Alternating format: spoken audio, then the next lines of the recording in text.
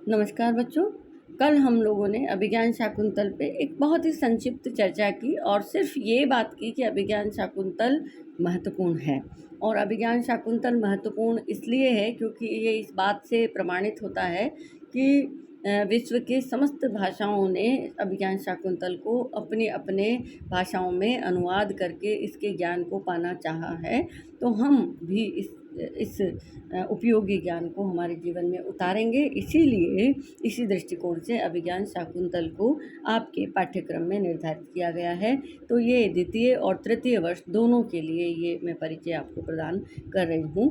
तो अभिज्ञान शाकुंतल जो है उसके यदि हम स्रोत की बात करें कि इसकी विषय वस्तु जो है वो कहाँ से ली गई है, तो आदि पर्व में भी शाकुंतल उपाख्यान मिलता है महाभारत में, और पद्म पुराण में भी शकुंतला की कथा पाई जाती है। यद्यपि ऐसा कहा जाता है कि पद्म पुराण के जो शकुंतला की कथा है वो ज़्यादा नज़दीक है, और ऐसा भी कहा जाता है कि पद्म पुराण शकुंतला की कथा के बाद में लिखा गया। लेकिन जो भी हो, हम ये कह सकते हैं कि महाकवि कालिदास ने जो अभिज्ञान शाकुंतल की विषय वस्तु को लिया है, उन्होंने महाभारत की बहुत सारी जो बातें हैं उनको न लिख कर के, और जो बातें लिखी है उनके आधार पर हम ये कह सकते हैं कि उस शकुंतला की जो पद्म पुराण में कथा है उसके आधार पर जो है वो लिखी गई है। और महाकवि कालिदास ने अपने अपना जो कवित्व है, अपना जो दर्शन है, उसके आधार पर भी, या समाज में जो आदर्श प्रस्तुत करना है उसके आधार पर भी अभिज्ञान शाकुंतल की मूल कथा में बहुत सारे परिवर्तन किए हैं। तो इस दृष्टिकोण से हम ये कह सकते हैं कि अभिज्ञान शाकुंतल की विषय वस्तु भले ही मौलिक नहीं है, यानी वो पद्म पुराण से अथवा महाभारत के आदि पर्व से ली गई है, लेकिन कालिदास ने जो अपने चमत्कारिक जो परिवर्तन उसमें किए हैं, जो मौलिक उद्भावनाएं उसमें उन्होंने पिरोई है, उससे वो मौलिक न होते हुए भी मौलिक है।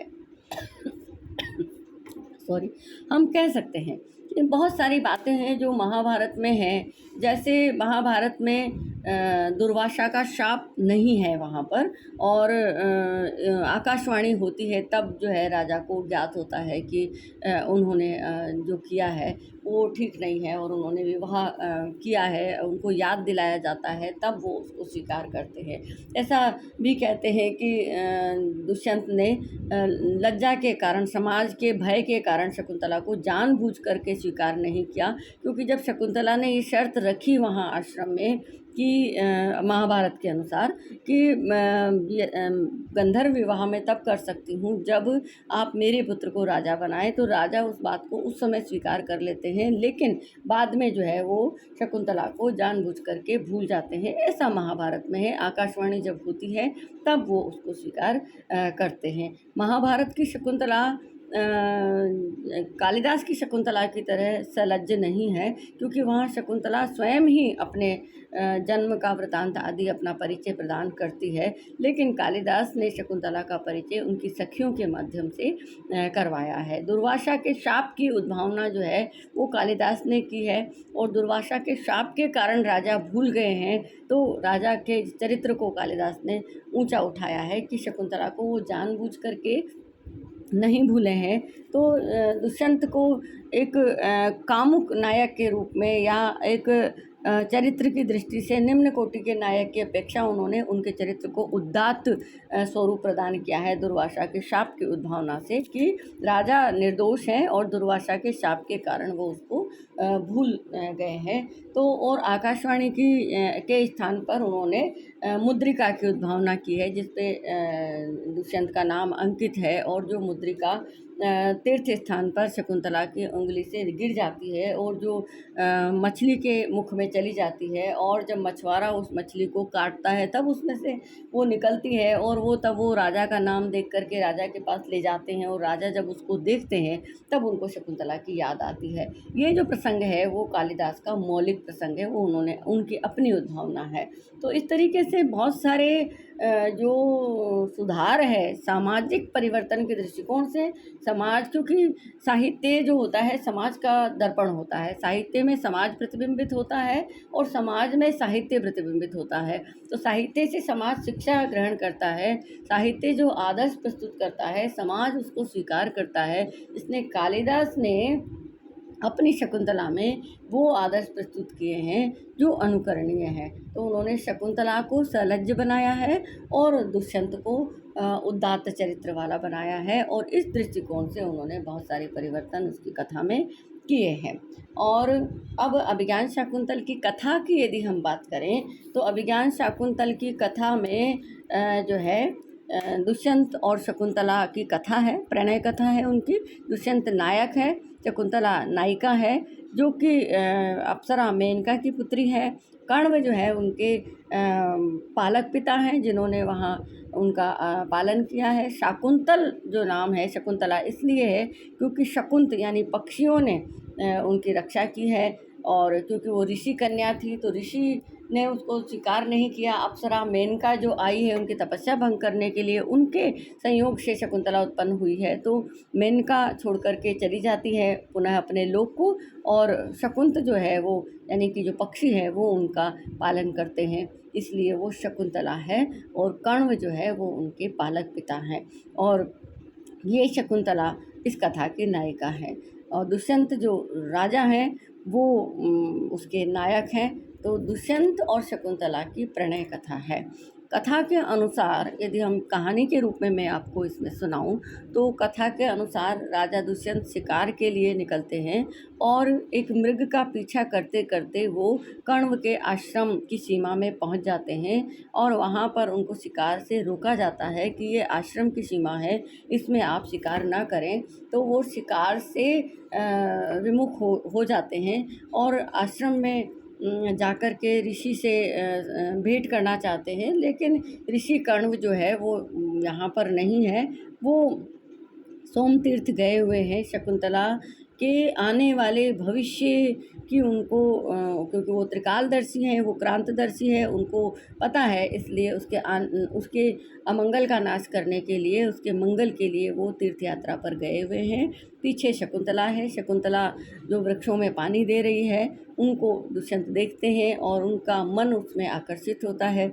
यद्यपि उनको शंका भी होती है कि मेरा मन किस तरफ आकर्षित हो रहा है, क्योंकि ऋषि कन्या के प्रति मन आकर्षित नहीं होना चाहिए, लेकिन ऋषि कन्या की तरफ आकर्षित हो रहा है। इसका तात्पर्य ये है कि जो है इस कन्या के साथ मेरा विवाह हो सकता है, ऐसा उनके मन में एक बीज प्रेम का उत्पन्न होता है। और फिर जब शकुंतला और उसकी सखियां जो है उनका आदर सत्कार करती हैं, अवभगत करती हैं, बातों में उनको ये पता लगता है कि शकुंतला जो है वो ऋषि कन्या नहीं है, तब उनको जब वो आश्वस्त हो जाते हैं तब शकुंतला और दुष्यंत में प्रणय प्रस्ताव का स्वीकरण, एक दूसरे को अपने मन की भावनाओं को पहुंचाना, संदेश प्रेषित करना, ये सब होने के पश्चात उन दोनों का मिलना, तो शकुंतला और दुष्यंत जो है गंधर्व विवाह कर लेते हैं, अर्थात प्रेम विवाह कर लेते हैं दोनों अपनी स्वीकृति से। और उसके पश्चात राजा को अपने राज्य से जब बुलावा आता है तो वो शकुंतला को ये संकल्प लेके, ये वादा करके, ये प्रतिज्ञा करके चले जाते हैं कि मैं वहाँ से तुमको जो है लेने के लिए भेजूँगा। तो राजा चले जाते हैं, लेकिन शकुंतला राजा के विचारों में खोई हुई है, और दुर्वासा मुनि जब आते हैं, आवाज़ देते हैं, तो शकुंतला उसको सुनती नहीं है, और दुर्वासा शाप दे देते हैं कि जिनको तुम याद कर रही हो वो तुम्हें भूल जाएंगे। तो सखियां जब सुनती है तो दुर्वासा मुनि से ये प्रार्थना करती है कि आप इसको क्षमा कर दें, हम इनकी तरफ से आपको क्षमा मांगते हैं। तब जो है दुर्वासा कहते हैं कि यदि वो कोई चिन्ह स्मृति का दिखाएगी तो वो उनको याद आ जाएगा। ये प्रकरण होता है। कण्व मुनि जब तीर्थ से लौटते हैं तब उनको शकुंतला के आपन्न सत्वा अथवा जो है वो गर्भवती होने का पता लगता है। तब वो शकुंतला को राजा के पास भेजने का निर्णय करते हैं और अपने शिष्यों के साथ और उसकी जो धाय माँ है उसके साथ जो उनकी माँ की तरह जो आश्रम में जो शकुंतला को पुत्री की तरह मानती है उनके साथ जो है वो गौतमी के साथ वहाँ पर भेजते हैं।